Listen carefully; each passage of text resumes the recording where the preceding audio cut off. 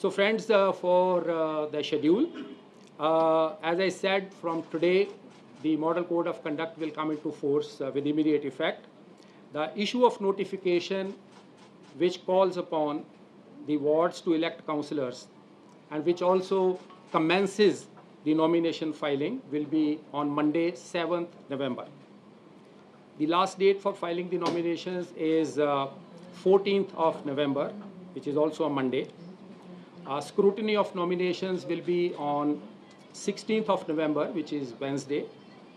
The last date for withdrawal of candidatures is 19th of November, that is Saturday. The date of poll, if necessary, as is always mentioned, is 4th of December, which is Sunday. And the counting of votes will be done on 7th of December, which will be Wednesday. And the completion of the entire electoral process will be done by 15th of December, which is Thursday. And like the earlier times, the hours of poll, like the previous time, will be from 8 a.m. to 5:30 p.m. Thank you very much.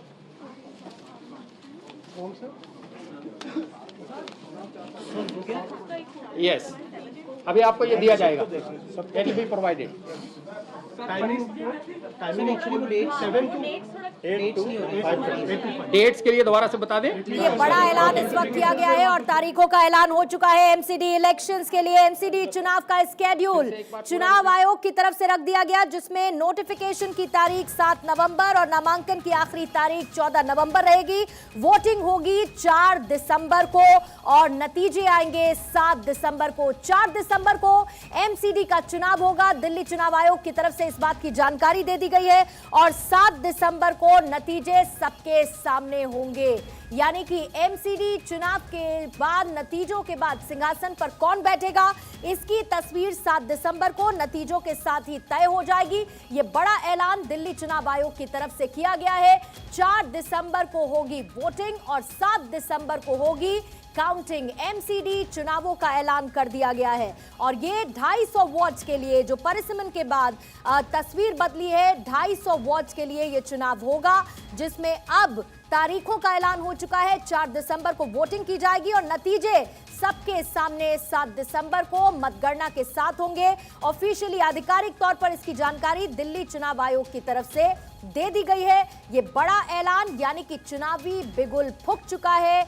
MCD चुनावों को लेकर election commission की तरफ से press conference.